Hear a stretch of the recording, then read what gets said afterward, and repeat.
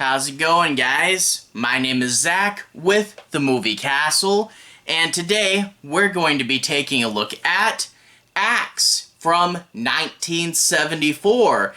This quite famously was one of the original video nasties over in England, and it has a few different names as well. Axe, aka Lisa Lisa, or The Virgin Slaughter, or Louisiana Axe Massacre. Kind of like that last one. This is directed by Frederick R. Friedel and was distributed by Harry Novak.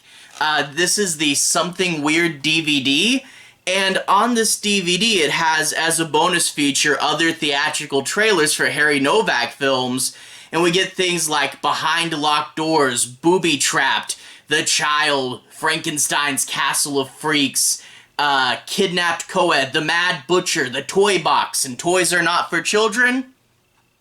We're getting the idea of what kind of movies he distributed. This movie stars Leslie Lee, Jack Canon, Ray Green, and also features the director, Frederick R. Friedel, as a character in here as well. This is a 1970s true crime styled proto-slasher.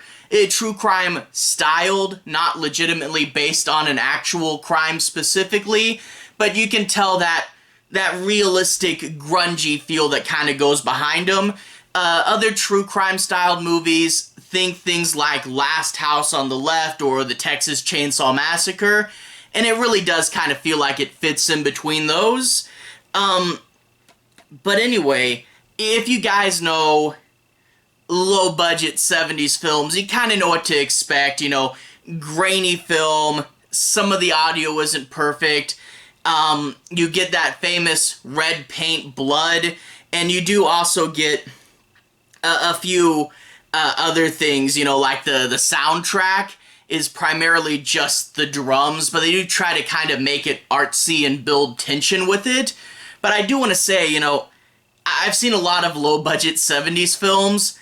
Some of them are almost unwatchable, and even though the budget does show on this one, it still is pretty good, and you can tell that there's something there, and it keeps you entertained and engrossed, you know? The characters pop a little more. There's some interesting shots. You can tell that they were trying to do their best to make it interesting and build tension with what they had. And it's also pretty quick moving.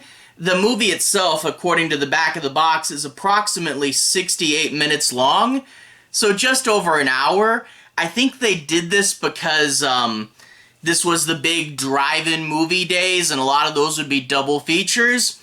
If you're doing a double feature, you don't want to put two long movies together or you'll be there all night. So shorter films kind of popular around this time. But yeah, it keeps it quick, keeps it tight, keeps it moving.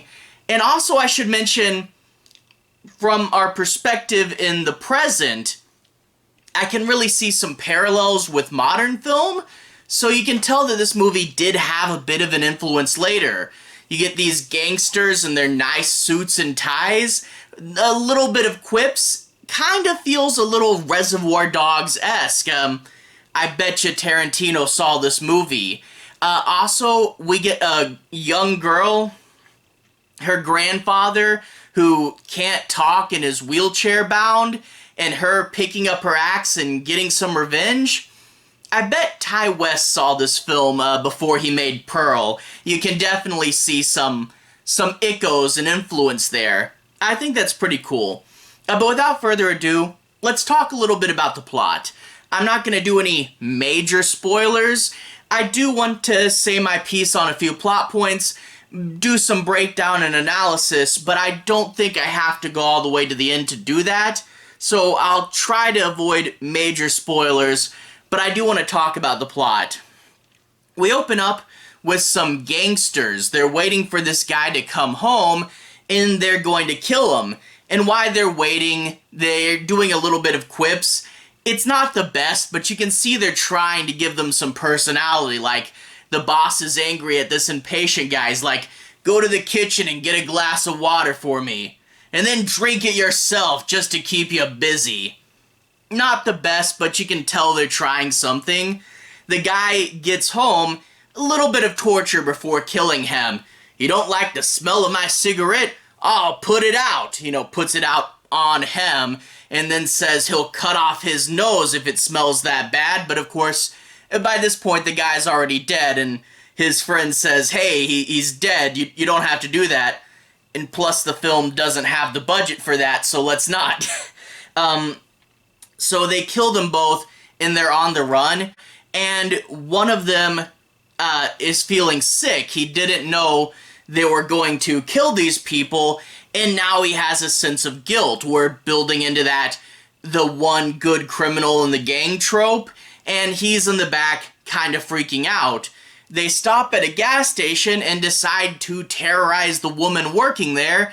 We already knew they were bad on a business level, but here, this is just for fun. So, yeah, they're even worse, terrorizing this poor girl, messing up the shop, and the scene ends on a really fun gag. I won't spoil it, but it involves them shooting something on the shelf, and yeah, it's pretty clever. And I will say, though, you're supposed to be on the run and getting out of there. You really don't have time to screw around like this, but whatever. It's an interesting scene. But they're going to go hide at a local farmhouse, and this will, of course, be Lisa's house. Lisa lives alone with her grandfather. Parents are out of the picture. I think they're supposed to have died, and he can't move.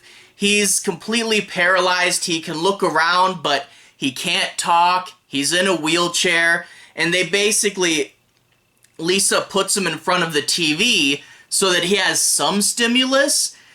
But really, it's more static than a TV show. And you really feel sorry for the poor guy. And you feel sorry for Lisa because, she's doing the best she can, but it's not going to be a good life for either of them. And you really get a sense of Lisa's character. One of the first things she does is she takes her axe and kills a chicken for dinner. No hesitation, doesn't think it's gross.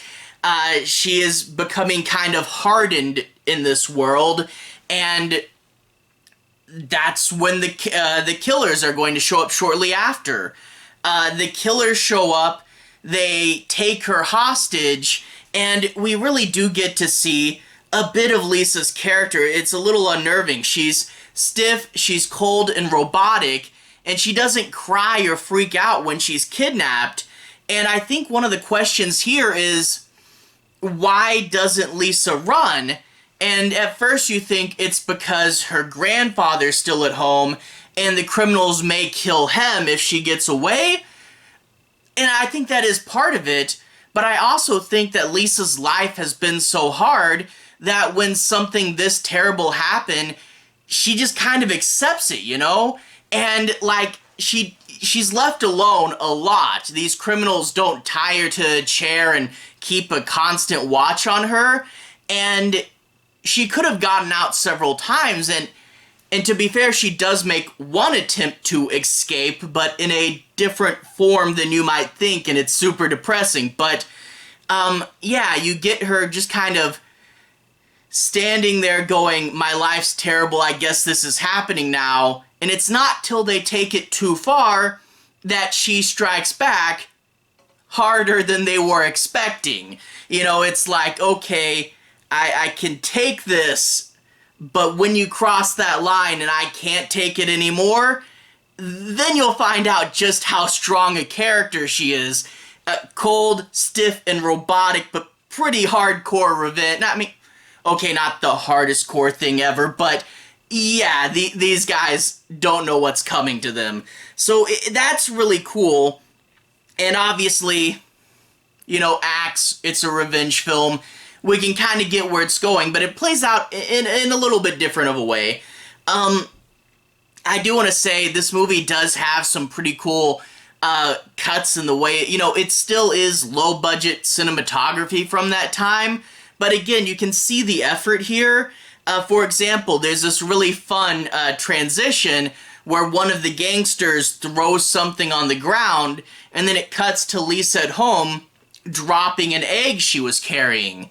That sort of transition, following the motion from two unrelated scenes, that's pretty sophisticated back in the day. There's also a few montage-y scenes, like Lisa's fighting someone, and it cuts to this picture on the wall of just a fun, idyllic girl in a painting, you know, clearly to show contrast. So as it's showing other things, it keeps cutting back to this.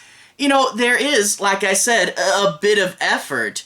I also like, there's one scene where they're opening up a chest, and instead of showing you what's in it, they pick a different shot to show you, which I think, you know, kind of symbolically shows what's in the chest, and I do think that was pretty cool, you know?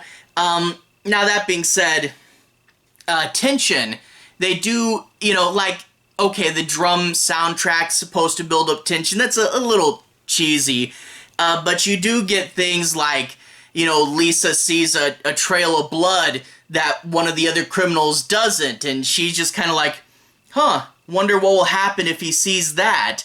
Or will be shown that Lisa has a razor, but well before she uses it, and she's carrying that around, hiding it behind her back, you know, just kind of telling the audience this might come into play soon. You know, there's good amount of tension, so it does work. That being said, yes, still 1970s, low budget, grainy film, some sound issues, every now and then some cuts that go a little bit too quick where you're like, whoa, wait, what was that?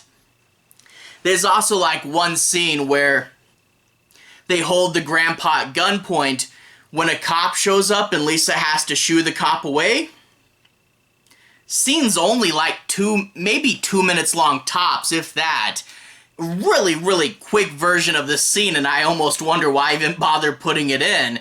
You know, you do get low budget stuff like that, but you can tell there's a bit more of an effort. You can tell that they're trying to do stuff with the shots. You can tell that the characters do pop a little more. Two of the gangsters are maniacs. One is feeling grief.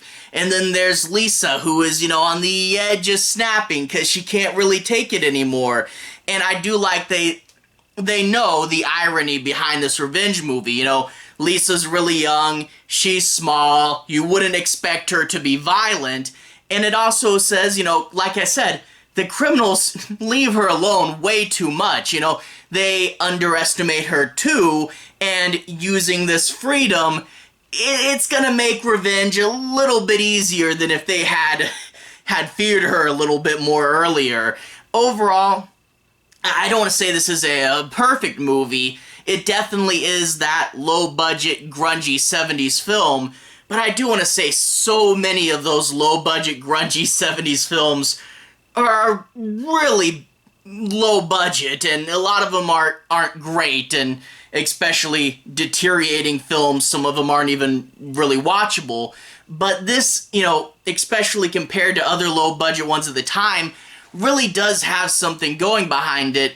Not the biggest, best thing ever, but for a film that's just under an hour, it's a pretty interesting, or just over an hour rather, it's a pretty interesting 70s revenge film that knows what it's about and goes through its thing pretty quick and has some good moments of tension towards the end. So definitely worth watching. I mean, especially if you did like, was it last year that Pearl came out? And, you know, if you're fans of Tarantino, I bet you he watched this. And not as good as his films, but worth noting. Anyway, to everyone who's watched so far, thank you for watching. To everyone who's liked and subscribed, thank you. You really are helping the channel out. I'll leave a relevant playlist on the bottom. This should be my slashers playlist where I've talked about things like Halloween movies and Friday the 13th movies, but I also put proto-slashers like this in the slasher playlist, so you can see my review for things like A Bay of Blood and Alice Sweet Alice. Anyway, have a good day. I'll see you guys again very, very soon. Slashers playlist on the bottom. Have a good day now.